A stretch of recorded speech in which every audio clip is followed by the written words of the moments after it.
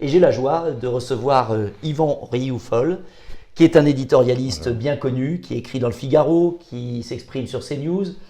Alors, Yvan Rioufol, cette vaccination quasi obligatoire, là, depuis hier, sur toutes les chaînes de télévision, on nous dit qu'il faut qu'on y passe tous. Un de vos confrères, monsieur Le Chypre, nous a demandé d'envoyer des gendarmes et les menottes.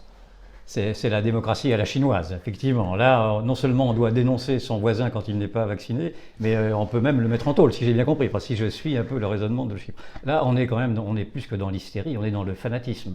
Alors moi, sur la vaccination, moi je ne suis pas encore vacciné, je comprends bien qu'on puisse s'interroger de savoir pourquoi il y en a certains qui ne se vaccinent pas. Moi, je ne me vaccine pas pour l'instant parce que j'ai encore un doute, tout simplement. J'attends de voir. Je sais que ce sont des vaccins nouveaux et qui n'ont pas encore, sur lesquels il n'y a pas suffisamment de recul. C'est même un argument officiel de dire qu'il n'y a pas suffisamment de recul. Donc je trouve normal que par la simple raison, on puisse se dire, donc, attendons quand même d'en savoir un peu plus. Mais ce raisonnement-là, ce raisonnement élémentaire, est vu comme étant complotiste par tous ceux qui, par conviction, par doctrine. D'ailleurs, c'est marrant, vous remarquerez que tous ceux qui vous forcent à vous vacciner sont tous ceux qui également alimentaient les pensées uniques politiques, maintenant les pensées uniques sanitaires, bref. Enfin, donc on voit, ça reflète vraiment des psychologies des gens. Et moi, ce qui m'effraie, c'est de voir en effet que l'on tombe maintenant dans ce terrorisme hygiéniste qui ne veut soutenir qu'une seule idée, la vaccination obligatoire, comme précédemment on n'avait soutenu qu'une seule idée, c'était que tout le monde se fasse confiner, ce confinement obligatoire. Et l'on se rend compte que ce confinement obligatoire a créé des désastres épouvantables, ne serait-ce qu'auprès des enfants. On se rend compte que maintenant il y a des effets psychologiques colossaux auprès des enfants qui ont été privés d'école notamment. Et si on écoute les vrais scientifiques, ils disent tous une chose simple, nous sommes jusqu'à février 2023 pour AstraZeneca et jusqu'en avril 2023 pour Pfizer en phase d'étude. Oui. Et ce n'est qu'une autorisation de mise sur le marché conditionnelle. Et donc, je ne vois même pas comment on peut imaginer juridiquement, en vertu du code de Nuremberg qui dit qu'on n'a pas le droit d'expérimenter des produits sur le corps humain sans le consentement de la personne. Je ne vois même pas comment on peut imaginer, dans notre pays, dans une démocratie au XXIe siècle, qu'un produit que les fabricants n'assument pas juridiquement, puisque vous savez que dans le contrat, ils ont reporté la responsabilité sur les États, que ces contrats, les députés européens ne peuvent pas y avoir accès, entre la Commission européenne et les grands fabricants, et que donc on est en phase expérimentale, avec des contrats secrets, avec une responsabilité inexistante et avec quand même des éléments qui nous arrivent aujourd'hui avec les morts vaccinés en Grande-Bretagne, la recrudescence en Israël, qui pose quand même des questions objectives sur l'efficacité de ces vaccins. Et je ne parle même pas des effets secondaires, où même un professeur, j'ai vu, M. Flao, qui n'est pas un anti-vaccin, vient de dire ce matin, peut-être que pour les jeunes, il faudrait faire qu'une dose parce qu'il y a beaucoup quand même de myocardite. C'est quand même... Enfin, moi je suis stupéfait, après les masques, les tests, le confinement, où ils se sont trompés sur tout, que tout le monde part tête baissée, et notamment, pardonnez-moi, je vais vous provoquer un peu, mais vos confrères, puisque vous n'êtes pas seulement éditorialiste, vous êtes journaliste, j'ai l'impression que vous êtes quand même des voix très solitaires.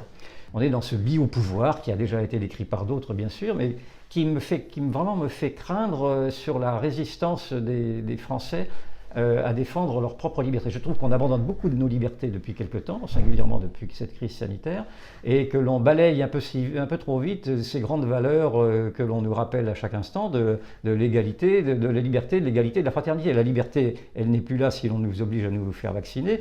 L'égalité n'est plus là s'il y a maintenant des sous-citoyens qui seraient privés d'accéder à des lieux publics. Et la fraternité n'est plus non plus quand on commence à dénoncer son voisin parce que ce voisin-là aurait été un mauvais citoyen parce qu'il ne se serait pas fait vacciner ou parce qu'il serait un danger public. C'est ce que l'on entend. Vous parliez de mon confrère Le Chypre, c'est exactement ceci. On va dénoncer maintenant ces petits camarades qui sont... sur des bases scientifiques, en plus, fausses. Sur des bases scientifiques, en tout cas, qui ne sont pas alimentées par des certitudes. L'OMS vient de dire que le vaccin n'empêchait pas la transmission. Il y a un monsieur Floret des comités vaccinales qui vient de dire « Ah non, mais il faut garder les masques ». Et d'ailleurs même, ils sont pris dans leur contradiction, parce que si le vaccin était si efficace, il n'y aurait pas besoin de jeter l'opprobre sur les non-vaccinés. puisque bien sûr, on bien serait sûr. vacciné, on serait protégé. Bien sûr, c'est la grande On pourrait contradiction. vivre, Ouais. donc il y a une contradiction Ouais, bien sûr, gigantesque. bien sûr, bien sûr. Et dernier point, ils nous disent, et ça c'est important parce que j'ai vu des gens m'ont posé la question, ils disent oui mais ce sont les non-vaccinés qui permettent aux variants de se propager. Alors là c'est complètement mensonger pour une raison très simple, c'est que même si on vaccinait 100% de la population française, ce qui est impossible, ben, on ne vaccinera pas le monde entier, donc les variants ils vont se développer.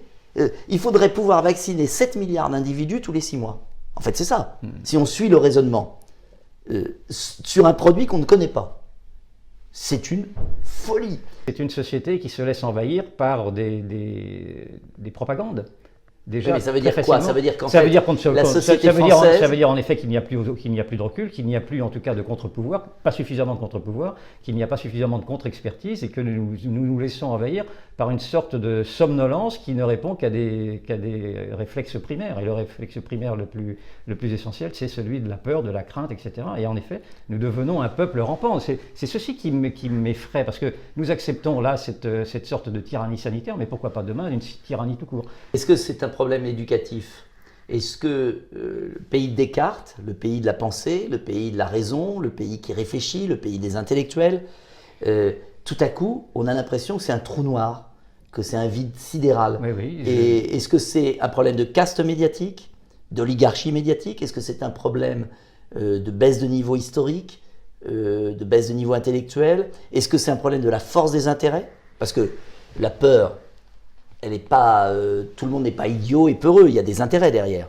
Moi, j'ai vu ça comme étant une instrumentalisation politique d'un pouvoir qui n'arrivait plus à maîtriser sa propre autorité autrement qu'en suggérant, qu'en imposant à ses citoyens de se calfeutrer au prétexte d'un virus. C'est très vichiste en fait. Et de vouloir le protéger d'un virus. Mais si les citoyens veulent en effet des protections, mais ils ne veulent pas simplement des protections sanitaires, ce qu'ils veulent c'est des protections sécuritaires, des protections économiques, des protections identitaires. Or le pouvoir est tellement faible aujourd'hui à ne pouvoir justement offrir ces précautions-là, ces protections-là, qu'il a instrumentalisé, c'est l'interprétation que j'en fais, qu'il a instrumentalisé cette peur d'une manière artificielle, beaucoup d'autres pays l'ont fait, mais la France très particulièrement, afin de se dissimuler sa propre impuissance. Absolument. Sur les sujets essentiels. C'est une sorte de stress oui, dérivatif. Parce que vous vous rendez compte aujourd'hui qu'on en parle maintenant que matin et soir du Covid depuis 1 an et demi et que toutes les grandes réformes ont été oubliées. On découvre maintenant qu'il faut faire une réforme des retraites 6 mois ou 8 mois avant l'échéance présidentielle, mais plus rien n'a été fait, sinon de ne parler qu'exclusivement du Covid, comme si le Covid avait tout envahi. Effectivement, le Covid est devenu le poison qui a contaminé tous les esprits.